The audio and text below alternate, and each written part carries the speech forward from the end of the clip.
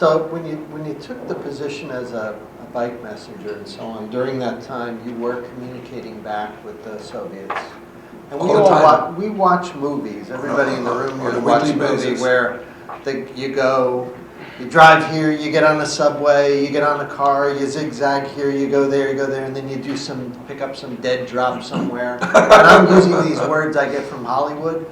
How real is that? Is that really the way you do it? Do you zigzag around and go to some... That is absolutely correct, yes. Give us a sense of... Well, this is what you call surveillance detection. And here's the point, that is still valid today, because there are some intelligence operations, no matter how much we can communicate via the web and all, but there's still some operations that require physical handing over of something, right?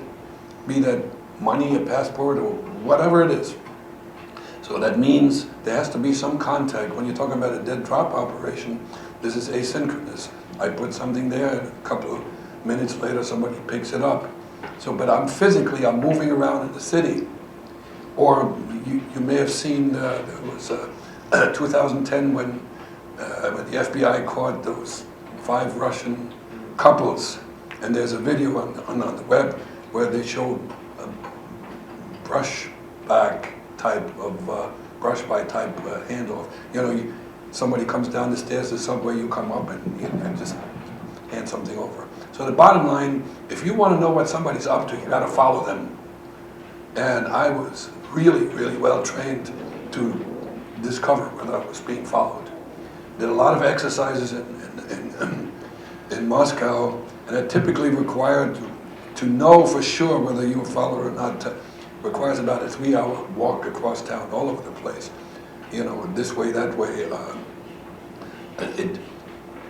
The folks that follow you know that what you're doing, but they cannot prove it. It's not.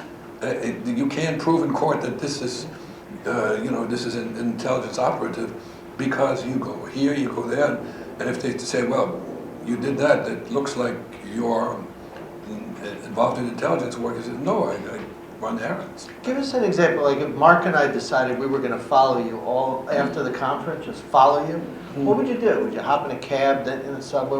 What's the way to obey? Public transportation in those days, subway, buses, even though I would never use a bus. So you go down the subway, you stand on the platform, and Mark and I would be lurking, watching you.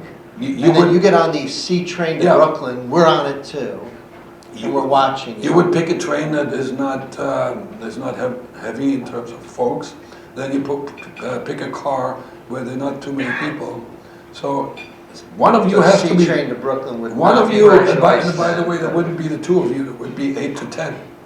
8 to 10. And it would be like most of them would hang in the background, and then it would switch, right? So one of you has to be in the same car with me, right? Sitting next to you with a magazine. Well, somewhere, right? And so, then you would. One of my favorite places was the Museum of Natural History. Really? Yeah, you go there with all the dinosaurs. Well, and there's a lot of staircases, hallways where you can go this way and turn around. You don't have to have a reason at that point. Normally, this is not allowed. If you do this, you're dead. You never turn back.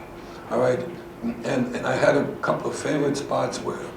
Why not? If I was worried about being followed, I'd be going like this all the time. I look good.